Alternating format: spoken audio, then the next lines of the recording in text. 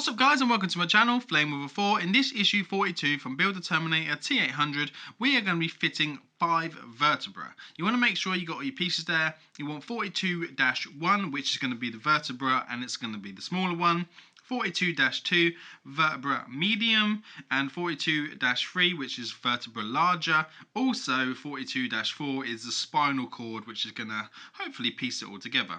What it's asking us to do is just stack them. It says that to make sure that there's some wiggle room in between. It is actually saying to use tweezers. You don't need to use tweezers, you could just use your hands, it's fine. So 42-3 is stacked on top with 42-2.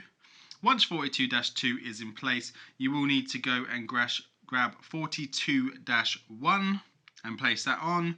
You will need to go grab the 2 pieces that we had left over from the last issue, which was issue 41, and they are 41-6, which needs to go on top of there.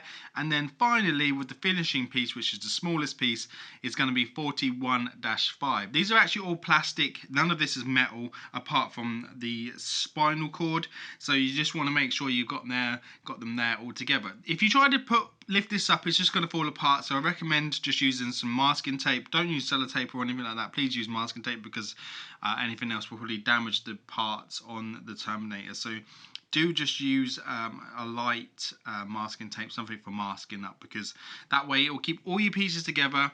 Just make sure you don't cover the hole, because you need to make sure the hole is free for the spinal cord to go in. You need to put it up around the right way. So the smaller end goes up into the spinal cord from larger to smaller. As it pops through the bottom there, you will see that it holds it all into place. It doesn't hold it into place brilliantly, and I'm not too sure whether these are supposed to move about as much as they do. And I'm seeing on the Facebook groups that people have questioned whether this is how it goes together. But we will see as the build continues. I'm hoping something will hold that into place eventually.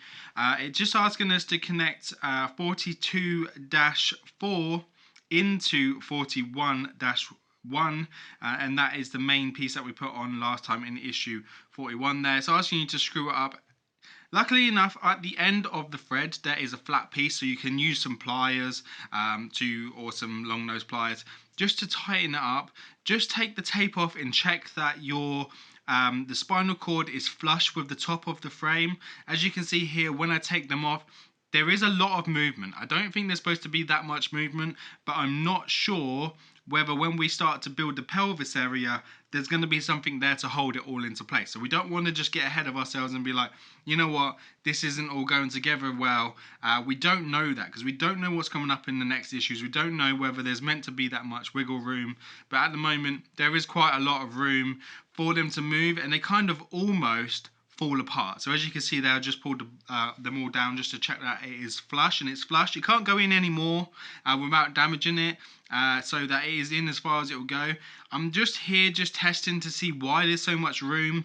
To keep it in place for now, what I'm going to do is I'm just going to tape it up and leave it taped, because it's not going to harm it having some tape on there, and it's going to stop the parts moving and getting damaged. So the best thing I think to do is just tape them up out the way until we're ready to move on. It's easy to remove the tape at any time, and also it keeps the model held in place for when we need to, continue doing the next issue. So we will be doing more issues on top of this. We've got another 4 to come very soon, so make sure you stay tuned to the channel, guys.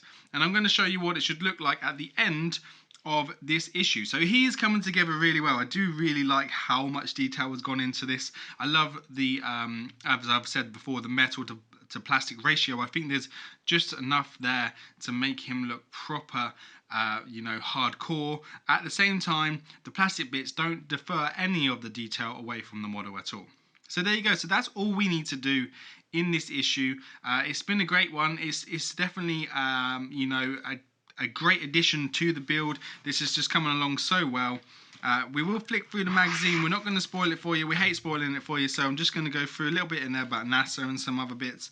But please join me again when we'll be back in the next week's issue for starting to work on the pelvis. So thanks, guys. Please like, share, and subscribe, and I'll catch you on the next one. Take care now. Bye-bye.